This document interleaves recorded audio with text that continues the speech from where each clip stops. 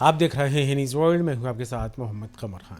मुख्यमंत्री डॉक्टर मोहन यादव ने धार्मिक न्यास और धर्मस्व संचालनालय के कार्यालय का शुभारंभ किया। इस दौरान सीएम ने कई अहम घोषणाएं भी की। इसके साथ ही मुख्यमंत्री तीर्थ दर्शन योजना के कार्यालय का भी शुभारंभ किया। कार्यक्रम में उज्जैन संभाग आयुक्त और संचालक धर्मस्व विभाग के साथ कई अधिकारी उपस्थित रहे। आपको बता दें, धार्मिक न्यास और धर्मस्व विभाग अब तक भोपाल से संचालित होता था, लेकिन सीएम डॉक्टर मोहन यादव की मंशा के मुताबिक इसे उज्जैन शिफ्ट कर दिया गया है। प्रदेश में पहली बार संचालनालय धार्मिक न्यास और धर्मस्व विभाग उज्जैन से संचालित होगा। बाबा महाकाल की नगरी में एक नया प्रकार का शहर को गौरव देने का क्रम जारी हुआ। यद्यपि हम सब इस बात को जानते हैं, हजारों हजार साल से इस उज्जैनी की अपनी एक अलग पहचान है। काल के प्रभाव में समय बदलता है, कभी ऊंचा, कभी नीचा, कभी इधर, कभी उधर, लेकिन हर काल, हर युग, हर कल, हर समय, हर अवस्था में अगर किसी नगरी का अस्तित्व मिलता है तो ये हमारी अवंतिका है, प्यारी नगरी, जिसका हर युग में, हर समय अपना अस्तित्व रहता है और इसके माध्यम से दुनिया की आभा कीर्ति प्रसिद्धि से परिचित होती रही। और ये नगरी की तो और बड़ी विशेषता भी कि ये अपने अस्तित्व को बनाए रखने के लिए हर काल में अलग अलग नाम से भी कोई पुकारे तो इसको कोई फर्क नहीं पड़ता। उस युग में, उस काल में, जिस काल में जिसका जैसा उस दौर का अनुभव आता होगा, उस नाते से इसकी मान्यता उसके नाम अनुरूप हो जाती। इसलिए अनेकानेक नाम में इसका नाम एक अवंतिका, जिसका कभी अंत नहीं हुआ। एक नाम अमरावती, जिसका अमरता से संबंध आता है। एक नाम पद्मावती, जो भगवान विष्णु की प्रिय नगरी।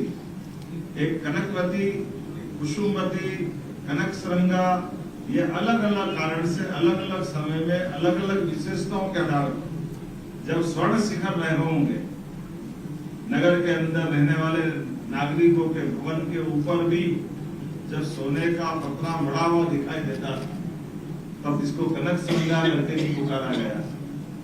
और आखिरी में उज्जैनी अगर कह रहे हैं तो उज्जैनी है, अर्थात उत्कर्ष की नगरी।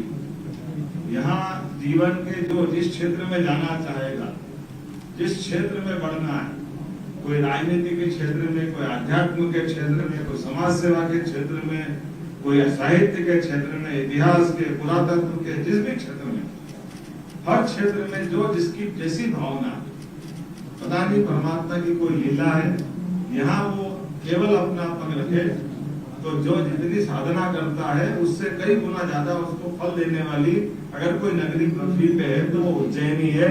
इस नाते से इसकी उज्जैनी। और काल के प्रभाव में हर युग में, हर काल में भी अपने रास्ते भी बना देती। रास्ते शुरू में लोग अटपटे लगेंगे, ध्यान में आएगा ये क्या हो रहा है, लेकिन मालूम पड़ता धीरे धीरे जो हो रहा है वही सही हो रहा है। और इसी क्रम में आज ये इस प्रकार से हमने देखा है। आपको ध्यान में होगा कि पिछले समय माननीय पूर्व मुख्यमंत्री शिवराज सिंह जी चौहान के नेतृत्व में पहली बार उज्जैन में कैबिनेट हुई थी। हम सब गवाह हैं उसके। इसी स्थान पर कैबिनेट का एक निर्णय हुआ। हमने कहा था कि यहाँ कैबिनेट करने की अगर आप शुरुआत करेंगे तो अच्छा रहेगा, और उन्होंने कैबिनेट की थी। और यशस्वी प्रधानमंत्री के आने के बाद तो अपने उज्जैनी में और चार चांद लगे। बाबा महाकाल के महालोक के लोकार्पण के बाद उज्जैन दुनिया के लिए एक अलग आकर्षण उत्पन्न करने वाली नगरी के नाते से जान रहा। और केवल उतना ही नहीं, हम सब जानते हैं कि इसी सिलसिले में कई सारे कार्यक्रम, कई सारे काम अलग अलग समय चालू कर दिए गए।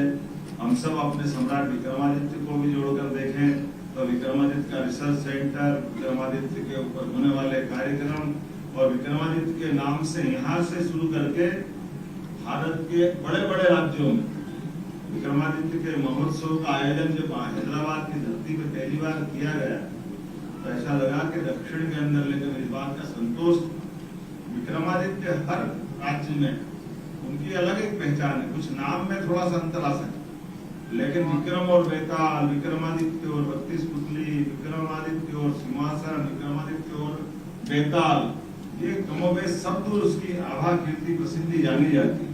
उसी प्रकार से विक्रमादित्य और भर्तरी, उसका भी महत्व सब जानते हैं। और आज यहाँ पर जिस प्रकार से हमने देखा है कि अपने सिंहस्थ को लेकर के हमने प्रयास किया कि हमारे उज्जैन के अंदर अपने प्रदेश भर के फैले हुए अलग अलग प्रकार के देवस्थान की व्यवस्था के लिए, जैसे राजधानी जब बनी भोपाल, तो हर नगर को कोई न कोई मान मिला। जो पुराने प्राचीन नगर थे उसमें से उज्जैन को हमारी विश्वविद्यालय मिला, विक्रम विश्वविद्यालय, विक्रम यूनिवर्सिटी। इंदौर को हाई कोर्ट मिली और एक्साइज सेल्टेक्स का ऑफिस मिला, कमिश्नरी सेल्टेक्स इंदौर को मिली। इसी प्रकार से ग्वालियर को आरटीओ और एक्साइज का ऑफिस वहां खुला, राजस्व का ऑफिस भी वहां है। इसी प्रकार से ग्वालियर जबलपुर में हाई कोर्ट के मुख्य ब्रांच मिली, मुख्य बेंच वहीं है, मुख्यालय वहीं है। लेकिन हमारा उज्जैन थोड़ा पिछड़ा, क्योंकि हम अपने भगवान कृष्ण की शिक्षा स्थल के कारण से शांतिपनी की नगरी है, इसलिए हम उसकी बात में पूछते कि विश्वविद्यालय यहाँ खुल गया, हमारा मान सम्मान बढ़ेगा। लेकिन काल के प्रभाव में विश्वविद्यालयों का क्रम टूटा और कई जगह विश्वविद्यालय खुले, और विश्वविद्यालय खुलना भी चाहिए, इससे कोई मना नहीं, लेकिन वो गौरव हमारा कम हुआ जिसके कारण से उज्जैन जाना जाता था। मुझे इस बात की प्रसन्नता है, उस गौरव में वृद्धि करने के लिए आज का दिन इतिहास का एक नया अध्याय लिखेगा, जिसके माध्यम से कमिश्नरी का नया कार्यालय प्रदेश भोपाल से चल करके अपने यहाँ उज्जैन से, और हम तो इसकी चाह रखते ही हैं, उज्जैन से बाबा महाकाल सहित सभी देवस्थानों के लिए अगर धनराशि की मंजूरी होती है